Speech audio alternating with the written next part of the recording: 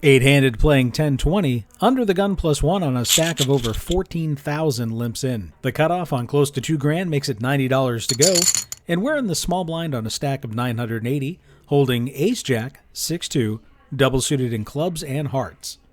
This is an iffy spot. We're out of position, and our two side cards aren't all that strong, but we take our chances and we call the $90. Under the gun +1 calls, and the flop comes down jack 6-6 rainbow. Bingo, bango, bongo. We flopped a very disguised full house, and everyone checks. The turn is the 3 of clubs. I can't slow play any longer, and bet for 140. Under the gun +1 makes it 420. 420, blaze it. And the cutoff folds. I make the obvious shove for 890. He calls and turns over queen 7, 7-6 with 3 diamonds.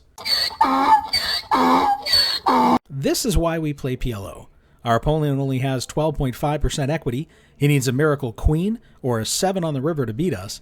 This particular player picks and chooses whether he runs it once or twice. If he's behind, he only goes once because it's the only chance he likely has to scoop. It's looking good for more than a double up here, and the river falls the 7 of clubs. No! God, please, no! No! No! Eight-handed playing 10-20, the Maniac Whale in middle position on a stack of close to 4,300 makes it $60 to go. We're in the cutoff on a stack of over 5,000, holding king 9, 9-8 double suited in clubs and hearts. A suited king is decent, although it can get you into trouble in PLO. However, having the pair plus connectivity for straights and being deep stacked in late position, we feel comfortable seeing a flop. We call, as do the button, small blind, and big blind. We go 5 ways to a flop of 9-4-4 rainbow. Bingo, bango, bongo. It checks to us. Sometimes I'll slow play in the spot and hope someone gets squirrely on later streets, but given how deep stacked we are, I want to start building that pot now. If someone has a 4, they aren't folding. We take a stab of 1/3 pot, betting $100. Unfortunately, only the button with the smallest stack of the bunch makes the call. The turn is a jack, and we continue milking them, betting $250, and they call again. The river is the 8 of spades, completing backdoor straight and flush draws that aren't likely relevant here. If we check and our opponent didn't fill up, he might check behind. We could make a smaller milky bet to try and get paid off if he just has 3 4s, but we're hoping he's somehow filled up and we go for it all. He has less than a pot-sized bet behind anyway. Unfortunately, he doesn't bite, but we do win a nice pot. Eight-handed, playing 10-20, we are under the gun +1 on a stack over 4,600, holding ace-queen, 5-2 double-suited in clubs and spades. The double-suitedness is nice, but the 5 and 2 lower our strength significantly, and this hand can't stand a ton of heat. I'm fine with a fold here given we're deep stacked and out of position against most of the field, but I opt to roll the dice and limp in, prepared to call 1 raise if necessary. The button on a stack of almost 17,000 also calls, and the big blind on a shorter stack below 500 checks his option. We go 3 ways to a flop of ace-jack-6 with 2 diamonds and 1 spade. The big blind checks, and action is on us. We flop top pair and have some backdoor flush and straight possibilities. Usually I'd look to pot control here, but we're only 3-handed to the flop and we may be able to just bet and take this down now. I don't like my sizing, however, as I bet the full pot of $70. I think we can accomplish our goal with a bet of around 40 to 50 here instead of the full pot. The button folds, but the big blind calls. The turn is the 4 of spades and the big blind checks. We've picked up a straight and flush draw on this turn to go along with our top pair, and since we don't block diamonds, it's more likely our opponent is drawing to the flush. Well, sir, no free rivers for you. Nothing for you! And we bet the full pot of $210. We're caught off guard when he check shoves all in with 0 hold equity, but we aren't going anywhere and we make the call. He turns over king-queen 10-9 with 3 spades. Well, shit, I was wrong about the diamonds. He's got a wrap Broadway draw, plus a better spade flush draw than us. However, with only 1 card to come, a lot of the spades he needs are already accounted for, and we're in pretty solid shape with 65% equity. He's only running it once, so we need to hold, and hold we do as the river comes the 6 of hearts, and the pot is shipped our way. We're under the gun 8-handed, playing 3-6 on a stack of close to 1,500, holding ace-ace, queen-6, suited in clubs to our ace. We limp in with the intention to back raise. Under the gun +1 calls, and then middle position makes it 33 to go. The cutoff calls, as does the big blind, and we drop the net on them, making it 207. The original raiser rips it in for 334, and everyone else gets out of the way. We're actually kind of lucky they did, His raise isn't large enough to reopen the betting, and I need to pay better attention to that, so when I do re-raise, I can make it an amount that when he shoves, it does reopen the betting, and that way if people call behind, I can force them to play for stacks if they want to continue. My hand is strong against one opponent, but I don't really want to take it multi-way out of position deep stacked in a bloated pot. We make the call, and he shows down the ace-8, 7-6 suited in diamonds to his ace. This is about as good as it gets pre-flop in PLO. We're a 65% equity favorite in this spot. Our opponent only runs once, and before we can celebrate, the flop falls 8-7-4 with 2 diamonds. That couldn't have gone much worse. Our opponent not only outflops us making top 2 pair, but he also has the nut flush draw and a gut shot straight draw to go with it. Shit like this will make you question why you ever started playing the game, as I find myself only 14% to win. I am altering the Equity. Pray I don't alter it any further. The turn is the jack of clubs, and we've given up all hope of getting out of the trap we set for our opponent. Wait, do you hear that? It's the sound of an honest-to-God fucking damn miracle. The river falls the jack of hearts, and we escape the depths of despair. I never doubted I would win this one with Poker Jesus on my side. Hallelujah! Hallelujah! Hallelujah! Thank God. Five-handed playing 3-6, everyone limps to the small blind who folds. And we look down at the junky King 7 2-2, suited in hearts to our 7. With no other option, we check and pray for a favorable flop. The flop is an interesting one, falling 9-4-2 with 2 clubs. We flop bottom set and have a club blocker. Aside from an opponent having a set of 9s or the nut flush draw, this board favors our range from the blinds. We'll be more likely to have all the 2 pairs, the sets of 4s and 2s, and the straight draws. So we opt to lead out for the full pot of $27. The under the gun limper and the button both call. The turn is the queen of spades. That shouldn't have improved our opponent's hands they continue with on a flop all that much, so we continue with a full pot size bet of $108. The under the gun limper just calls, leaving himself $21 behind. What in the world are you doing? The river is the 8 of spades, again not really changing the board texture in any meaningful way, and we bet his last 21. He snap calls and turns over ace-ace, queen 10, suited in clubs to his ace. He missed his draw, and our set holds up. Who limps aces under the gun? Seriously, what was this guy thinking? I hope he's learned his lesson. Four-handed, playing 3-6, everyone limps in.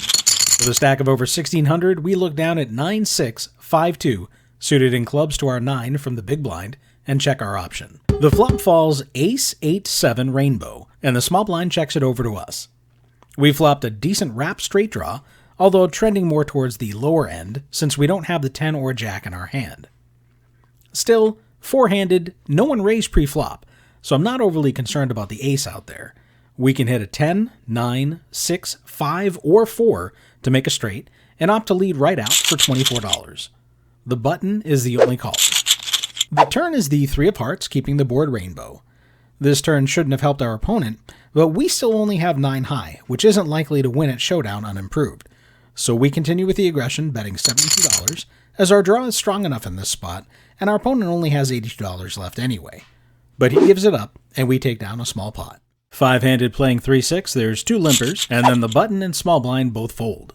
We're sitting in the big blind on a stack of close to 1,500, holding king-jack, 8-2 suited in diamonds to our king, and we check our option. The flop comes down queen-jack 4 rainbow, and it's checked around. The turn is the 2 of clubs, giving me 2 pair, and we check again. Under the gun leads for the full pot of $21, and our other opponent folds. What's he representing here? The 2 helped our hand, and it doesn't complete any draws, so if he had flopped top pair 3 ways, he likely would have bet the flop. So if he somehow hit 2 pair, it's not as good as our 2 pair, I'd wager. I don't buy what he's selling, and I make the call. The river is the queen of clubs, pairing the board and counterfeiting our 2 pair, and once again we want to give him rope to continue bluffing. He bets the full pot of $63, and I pick him off. He shows down ace-6, 5-5, suited in clubs to his ace, having turned a gutshot straight draw that missed, and this pot is coming our way. That's going to wrap up a very special 20th episode where we've changed the format for the hand replays. I hope everyone liked it. I want to thank DGN Poker, who was the guy who actually pointed me in the right direction so that I was able to create those new hand replays. Again, hope everyone likes them. Please leave comments down below. Let me know what you think. I want to point out a comment I received on my last vlog from viewer Sunny Patel. Now, Sunny had left a comment complaining that if these guys I'm playing against are so bad, why do I refuse to play longer than 30 minutes? And Sonny is what we in the biz call a misreg. They're someone that's just, they're so miserable and they want everyone around them to be as miserable as they are. They have no joy left in their life. Poker has just sucked the soul out of them. And I'll give you a case in point. I had another experience like that where I was playing live. I think it was a 1025 at the Tampa Hard Rock, and the game was already running. I got my seat.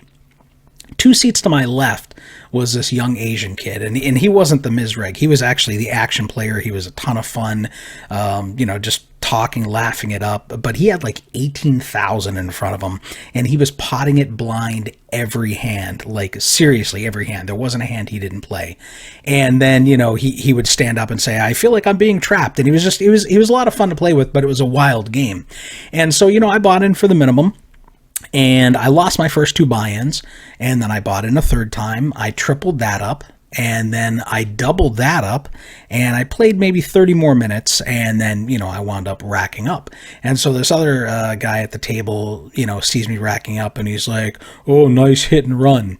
I'd been in the game for 5 hours. Right? So these guys, they don't even want me in the game, and I don't blame them. I wouldn't want me in the game either. I'm not great for the game, but they don't want me in the game. So they're going to complain if you're in the game. But then if you leave the game, they complain. There's just no fucking pleasing them. They're like a woman. Don't tell my wife. Don't let her see this video.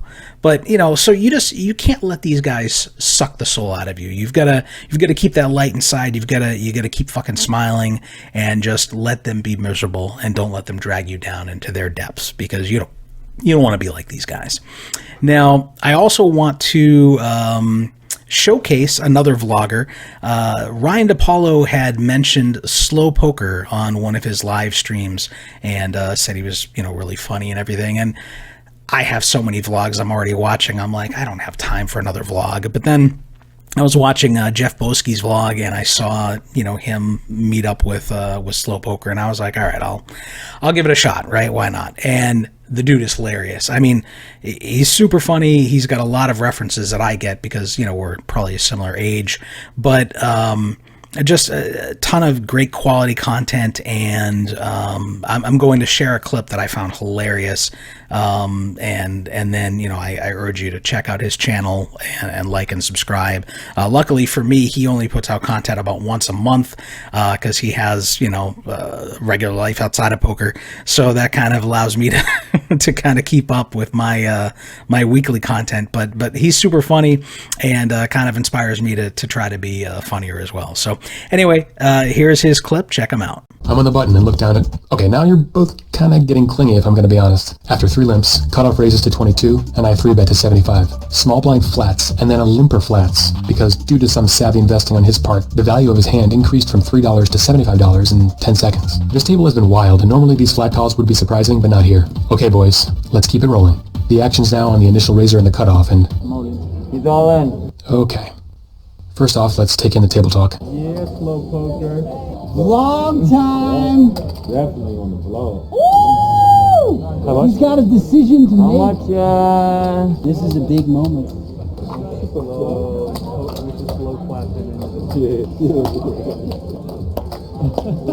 Love the support, fellas. Please like and subscribe. Okay, back to the hand. Right off the bat, yes, I know, okay, I know. I can already hear the voice of every poker player that ever lived. There's no analysis here, just get it in. And I know I just said I'm done playing scared and making tight folds, but I have to break this down, so please bear with me. Okay, let's start with all the reasons to fold. If any other player at this table made this move, it's an auto shove. But this player in the cutoff, he's the only one playing the way I play, and he knows that I play like he plays. And that if I've got a hand like queens, kings, or ace-king, he can put me in a tough spot. So it's one of those he knows that I know that he knows that I know situations. Limp, limp, limp, raise, 3-bet, flat, limp, flat. If I'm in his shoes with rockets, I'm not 4-bet shoving, but I'm definitely 4-betting. And up against 3 opponents, including the tightest player at the table who just repopped with a healthy 3-bet, am I confident shoving with anything but aces? Probably not. Sure, I know I can make the chip count agnostic decision, but he does have the second highest stack at the table. If he had half that much, maybe I'd take a chance, but here I could go with my gut and lose 75, or go against my gut and lose it all. I've played a lot of poker hands. This can be ace-king, but if I think back on all the hands I've played, and all the scenarios that resemble this one, more often than not, it's just aces. Okay, counterpoint. Let's review all the reasons to call. Never. Ever. Not once. Just never. Let's be real here, I'm not actually going to fold kings pre-flop. Any poker player would tell you, it's just not a thing we do. If it's a cooler, it's a cooler. That's just poker. After carefully weighing all these factors, it's time to make a decision.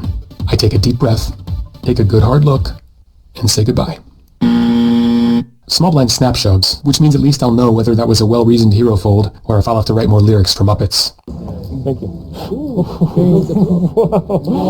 What a fuck! No way! No way! Oh, man. Cervezas. Wow.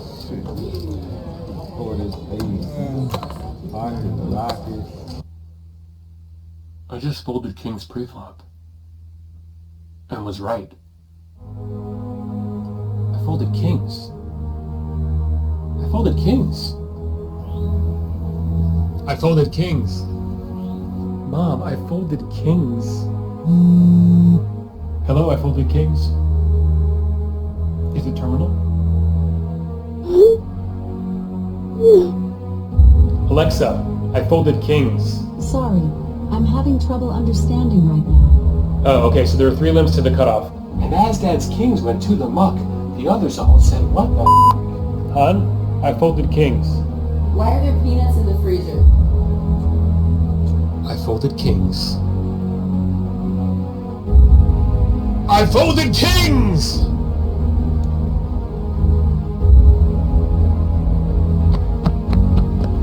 Are you okay? Tell my family. I folded kings. You already did. You told everyone. And just remind them every couple weeks. You know, after watching a video like this, sometimes I'll like it, sometimes I'll leave a comment, and sometimes I'll subscribe. Sometimes I'll even do all 3.